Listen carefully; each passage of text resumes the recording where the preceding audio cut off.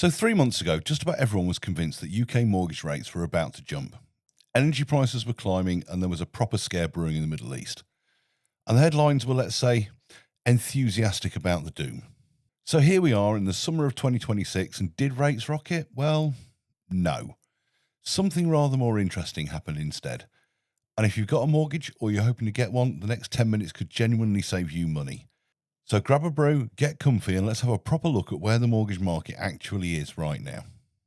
So a quick hello if we've not met. I'm Patrick Waitman. I'm a mortgage and protection advisor based in Old Shilton in Leicestershire, and I work with people all over the UK. What I try and do on this channel is take the scary sounding economic and mortgage stuff and turn it into plain English.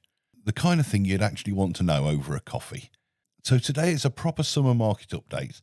The national picture, how our corner of the Midlands compares, and what I reckon is coming down the tracks. So let's crack on.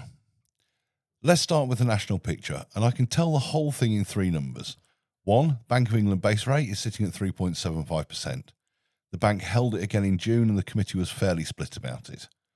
Number two, inflation's down to 2.8%. Now cast your mind back, that number hit 11% at its worst in 2022. So we've come a very long way since then.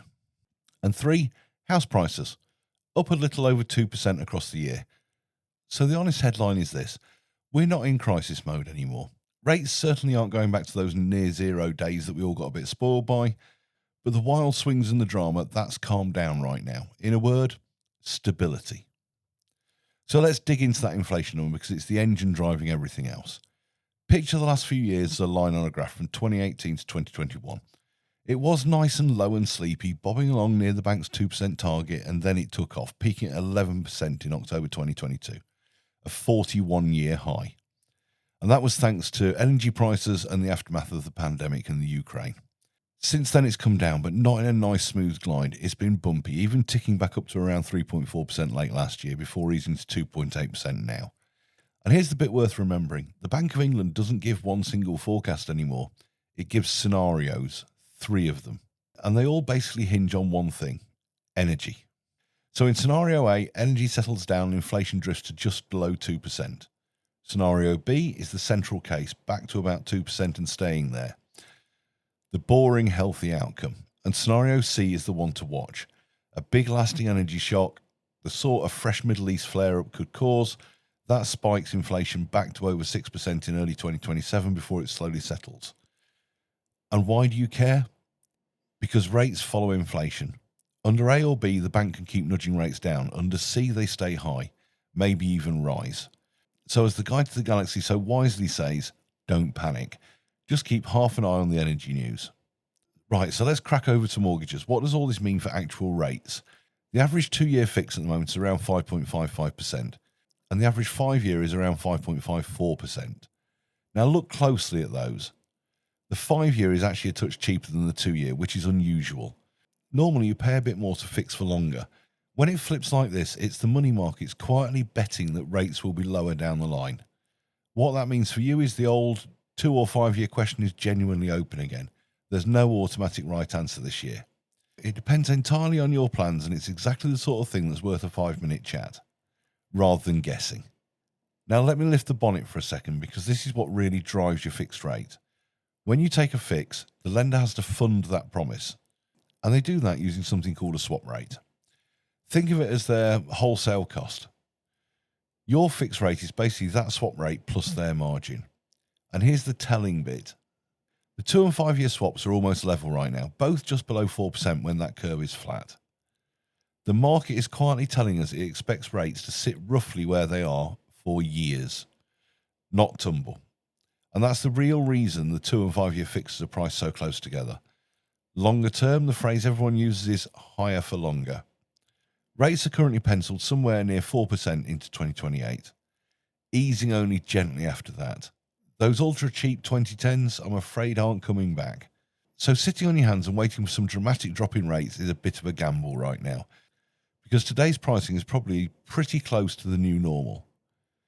But here's the genuinely good news, and it's recent. Cast your mind back a couple of months when the Middle East flared up. Energy prices jumped, markets got the jitters, and those swap rates spiked above 4%. For a few weeks it looked like rates might climb again, and then the ceasefire came and the panic drained away.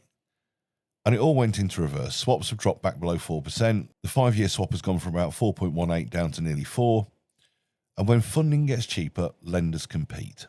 We've had a proper little price war in the last few weeks with 6 big name lenders cutting rates in a single 24-hour window. Nationwide's on its 4th cut in a month. Barclays chopping a whopping 0.2% off one deal. The best 5-year fixes are now back around 4.2%. So if you were spooked by those June headlines, the story has completely turned around since then. Now let's bring this home for you, because this is where the national headlines can really mislead you. On my patch, the East and West Midlands house prices are up nearly 6% over the year. That's one of the best performing regions in the entire country. The East Midlands is sitting steady at under 1%, but forecasters reckon it's due to pick up. And in Nuneaton and Bedworth specifically, average house prices are around 227,000, pretty much flat on the year, and crucially well below the national average of nearly 280,000. So when the TV tells you houses are unaffordable, remember that's a national number. Round here, on my patch, it's a much friendlier picture.